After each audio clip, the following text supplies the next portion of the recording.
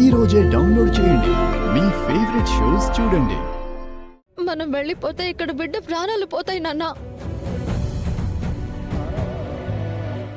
మీరున్నా పోతేలే గాని దారి అటు పక్కుంది పొండి.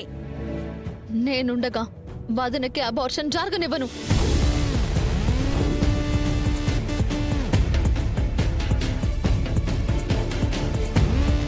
ఏంటి తులసి ఇంత గట్టిగా మాట్లాడుతుంది? నిజంగానే చెప్పింది చేస్తుందా ఏంటి?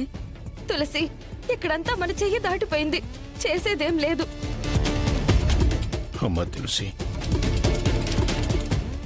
ఇంకా ఈ భూమి మీదికి రాని బిడ్డ కోసం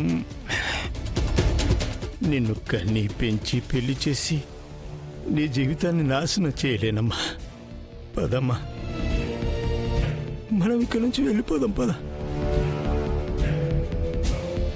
మావయ్య, ఇప్పుడు వెళ్ళిపోవడం కాదు, తర్వాత జీవితాంతం మీరు ఏం చెప్పినా చేస్తాను.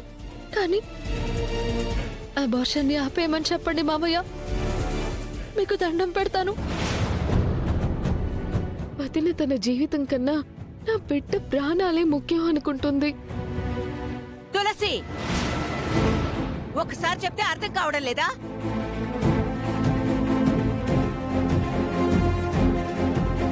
మావయ్య, నాకు నా చెల్లెలి భవిష్యత్ ఎంత ముఖ్యమో నా భార్య జీవితం కూడా అంతే ముఖ్యం.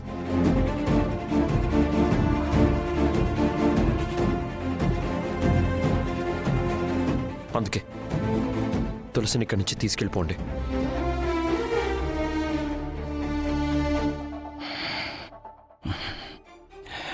అలాగే బాబు.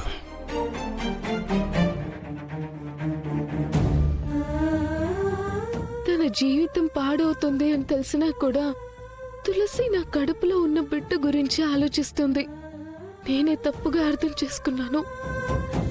దేవుడా, బిడ్డ ప్రాణాలు నీ చేతుల్లోనే ఉన్నాయి. ప్రాణం పోసినా నువ్వే, ఆ ప్రాణం కాపాడినా నువ్వే. పదమ్మా, వెళ్ళిపోదాం. ఎందుకు నాన్న మీరు?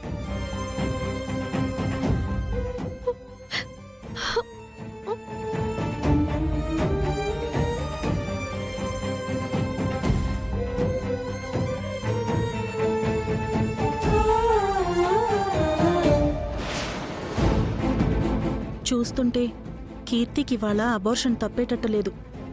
తాళి కట్టించుకోవాల్సిన ముహూర్తంలో కడుపు తీయించుకోవాల్సి రావటం నిజంగా విచారం కదా. ఇప్పుడు నా బిడ్డ కావాలి అంటే అది తులసి వల్లే అవుతుంది. తను మాత్రమే నా బిడ్డను కాపాడగలదు. కానీ నాన్న బలవంతంగా తన్ని ఇక్కడి నుంచి పంపించేస్తున్నారే, ఇప్పుడెలా?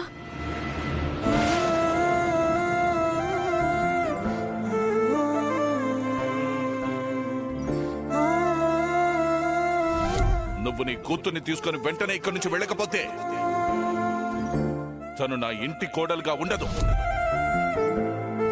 ఇప్పుడు మీరు హాస్పిటల్ నుంచి వెళ్ళకపోతే గనక నీ కూతురు పర్మనెంట్ గా నా ఇంట్లోంచి వెళ్ళిపోతుంది.